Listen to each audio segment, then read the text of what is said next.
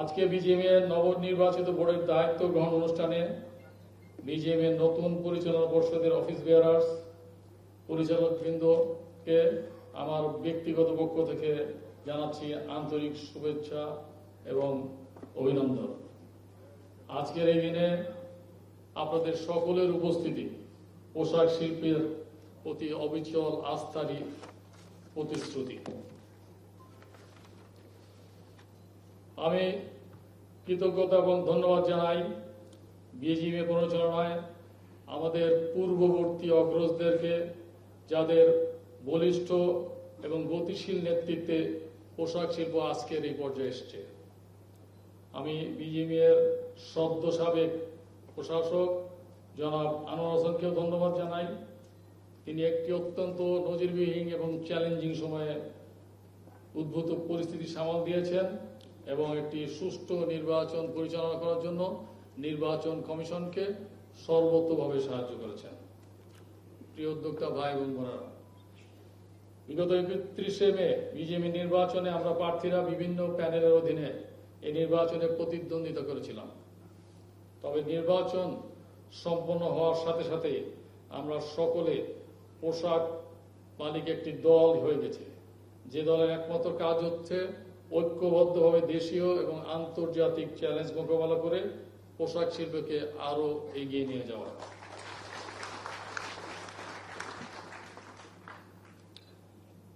আমরা এমন একটি সময়ে দায়িত্ব গ্রহণ করতে যাচ্ছি যখন আমাদের প্রিয় শিল্পটি বিভিন্ন স্থানীয় এবং আন্তর্জাতিক চ্যালেঞ্জের মধ্যে পড়ে সঙ্গীন পরিস্থিতির মধ্যে দিয়ে যাচ্ছে।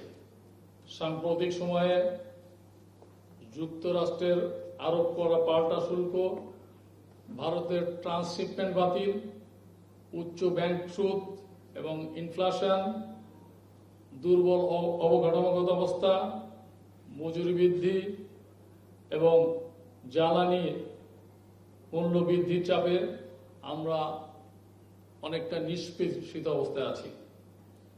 এর মধ্যে আবার নতুন করে শুরু হয়েছে ইসরায়েল এবং ইরানের যুদ্ধ, যেটা আমাদের নির্বাচনী প্রচারণকালীন সময় আমরা বলতাম, আমাদের মিডিয়ার ভাই বোনেরা বলতেন যে আপনাদের সামনে চ্যালেঞ্জ কি। আমরা বলেছি চ্যালেঞ্জ প্রতিনিয়তই পরিবর্তন হয়। এই ইসরায়েল আর ইরানের যুদ্ধটা আমাদের জন্য একটা নতুন চ্যালেঞ্জ, কারণ হচ্ছে এরপরে যদি ফলে তেলের দাম বৃদ্ধি পেলে সেটার একটা রিকারিং এফেক্ট সবার উপর পড়বে এবং পোশাক শিল্প এর থেকে বাদ যাবে না। এই অবস্থায় প্রতিযোগিতার সক্ষমতা ধরে রাখার জন্য আমাদেরকে অনেকগুলো কাজ করতে হবে। আমি বিশ্বাস করি আপনাদের সকলের সহযোগিতায় এই কাজগুলো করতে আমরা সক্ষম হব ইনশাআল্লাহ। আমি আমার বক্তব্য খুব দীর্ঘায়িত করতে চাই না। নির্বাচন পরিচালনাকালীন সময়ে আমরা বিভিন্ন প্রতিশ্রুতিগুলো দিয়েছি, সেগুলা একটা একটা করে আমি এখানে বলবো, খালি হেডলাইনটাই বলবো। আমরা অনেক কাজ আমাদের করতে হবে, তার মধ্যে আমরা অগ্রাধিকার যেগুলো দেব, যেটা আমাদের নির্বাচনী প্রতিশ্রুতি ছিল, তার মধ্যে প্রথম হচ্ছে পোশাক শিল্পের জন্য স্বতন্ত্র মন্ত্রণালয় প্রতিষ্ঠা করার জন্য কাজ করা।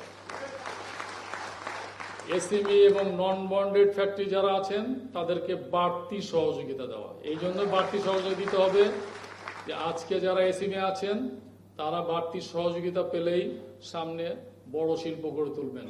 আমাদের মধ্যে কেউই চাই না যে সারা জীবন আমরা এসএমই থাকি।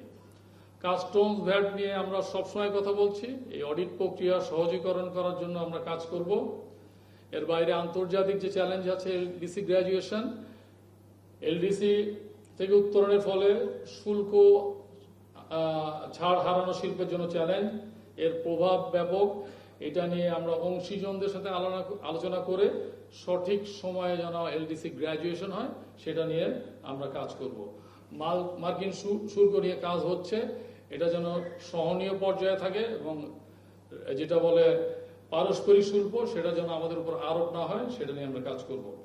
এক্সিট পলিসি নিয়ে কাজ করা অন্যতম প্রধান চ্যালেঞ্জ, সেটা আমরা কাজ করতে চাই। বাংলাদেশ ব্যাংকের যে সার্কুলার আছে এটাকে এক্সিট পলিসি বলা হয় না, এটা একটা স্রেফ সার্কুলার, কিভাবে রিশিডিউল করে আপনি বেরিয়ে যাবেন। আমরা প্রকৃত এক্সিট পলিসি চাই। এর বাইরেও আমরা অনেকগুলো প্রতিশ্রুতি দিয়েছি। আজকে এটা আপনারা আমাদের নির্বাচনী ম্যানিফেস্টো দেখেছেন এবং আমাদের প্রতিশ্রুতি, আমাদের যে 3টা প্ল্যাটফর্ম আমরা নির্বাচনে অংশগ্রহণ করেছিলাম, কম বেশি একই রকম, সেগুলো আমরা সকলে মিলে সমন্বিতভাবে একসাথে কাজ করলে এগুলো পালন করা সম্ভব বলে আমি দৃঢ়ভাবে বিশ্বাস করি। প্রিয় সহকর্মীরা, আমাদের এই নতুন বোর্ডের অন্যতম এজেন্ডা হচ্ছে একটি কার্যকর এবং জবাবদিহিতামূলক বিজিএমইএ গড়ে তোলা। বিজিএমএ যেন একটি সার্ভিস ওরিয়েন্টেড প্রতিষ্ঠান হিসেবে কাজ করে, সেটাই আমাদের লক্ষ্য। সার্ভিস ওরিয়েন্টেড প্রতিষ্ঠান হিসেবে পরিচালিত হইতে হলে যেটা সবচেয়ে প্রয়োজন সেটা হচ্ছে স্বচ্ছতা। স্বচ্ছতা ছাড়া কোনো সেবা টেকসই হতে পারে না। আমাদের এই বোর্ড একটি ডিজিটাল প্ল্যাটফর্ম চালু করবে, যেখানে আপনারা কোনো আবেদন, অভিযোগ কিংবা তথ্য অনলাইনেও জমা দিতে পারবেন এবং ট্র্যাক করতে পারবেন। ইংরেজিতে একটা কথা আছে, charity begins from home. Bangla তর্জমা করলে মনে হয় যে ভালো কাজটা নিজের ঘর থেকে শুরু করা উচিত। আমরা সব সময় বলি যে কস্ট অফ ডুইং বিজনেস কমাইতে হবে এবং আমরা বারংবার সরকারের কাছে আবেদন করি। আমাদের এই বোর্ড প্রথমে ঘরের থেকে যে কাজটা শুরু করবে সেটা হচ্ছে এই বিজিএমএ এর সদস্যদের যাবতীয় সার্ভিস চার্জ 1 জুলাই থেকে 25% কমানো হবে।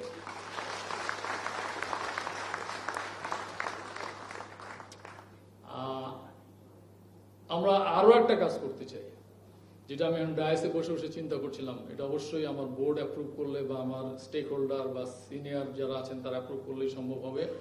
আমাদের সম্পর্কে মানুষের পারসেপশন, জনগণের পারসেপশন ভিন্নভাবে পোর্ট্রেট করা হয়েছে। আমি চিন্তা করলাম আমরা নিজেদেরকে সম্মান দিতে পারি কিনা। প্রথমে আমরা নিজেদেরকে যদি সম্মান দিই তাহলে মানুষ আমাদেরকে সম্মান করবে।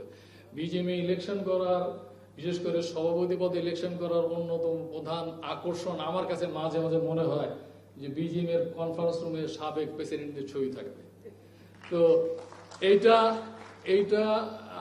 থেকে বেরিয়ে আসতে চাই। এত বড় বিজিএম এর ভবন, আমি জানি না আরএমজি হল অফ ফেম করা যাবে কিনা। যারা বিজিএম এর সভাপতি হন নাই কিন্তু এই পোশাক শিল্পে যুগের পর যুগ অবদান রাখছেন এবং এই দেশের অর্থনীতিতে ভূমিকা রাখছেন, যারা 30 বছর 35 বছর ধরে এই ব্যবসাটা পরিচালনা করছেন, আমরা একটা গাইডলাইন তৈরি করব। তাদের ছবি সহ, তাদের জীবনী এবং কিভাবে তারা শুরু করেছেন এবং ব্যবসায় আছেন সেটার ছবি সহ থাকবে অন্তত 20 জন, 25 জন, 30 জন। এটা অনুমোদন আমি আশা করি, আমার বোর্ডের সাথে কথা নিয়ে বললাম, আশা করি অনুমোদন করবেন। এটা হচ্ছে যারা নির্বাচনী প্রক্রিয়ায় অংশগ্রহণ না করেও তাদেরকে সম্মানিত করার অংশ। প্রিয় সদস্যবৃন্দ, আমি জানি সামনে কঠিন পথ রয়েছে, তবে আমাদের দৃঢ় বিশ্বাস, আমাদের সমন্বিত প্রচেষ্টা, কঠোর পরিশ্রম এবং আপনাদের সকলের সহযোগিতায় আমরা সকল চ্যালেঞ্জ মোকাবেলা করে আমাদের পোশাক শিল্পকে বিশ্ব দরবারে আরো উঁচুতে নিয়ে যেতে পারব। আমি আমার মিডিয়ার ভাইদের বোনদের কাছে আর একটা কথা বলতে চাই। আপনারা আশা করি এটা তুলে ধরবেন। বিজিএমইএ নির্বাচনকে কেন্দ্র করে আমাদের একাধিক প্ল্যাটফর্ম আমরা প্রতিযোগিতায় অবতীর্ণ হই, কিন্তু এই বিজিএমইএ এর সবচেয়ে বড় সৌন্দর্য হচ্ছে এই নির্বাচন হয়ে যাওয়ার পরে আমরা আর কোনো প্ল্যাটফর্ম থাকি না, আমরা থাকি একটা পোশাক শিল্প পরিবার। সেটার দৃষ্টান্ত আপনারা আজকে দেখছেন। আজকে এখানে সম্মিলিত পরিষদ নাই, আজকে এখানে ঐক্য পরিষদ নাই, আজকে এখানে ফোরাম নাই, আজকে একটাই আছে, পোশাক শিল্প পরিবার। আসুন আমরা সকলে মিলে একটি সমৃদ্ধ পোশাক শিল্প গড়ে তুলি, দেশের অর্থনীতিকে এগিয়ে নিয়ে যায়। আপনাদের মূল্যবান সময় দেওয়ার জন্য, সময় ব্যয় করে আপনারা এসছেন আমাদেরকে অনুপ্রেরণা দিতে, এই জন্য সবাইকে ধন্যবাদ। আসসালামু আলাইকুম।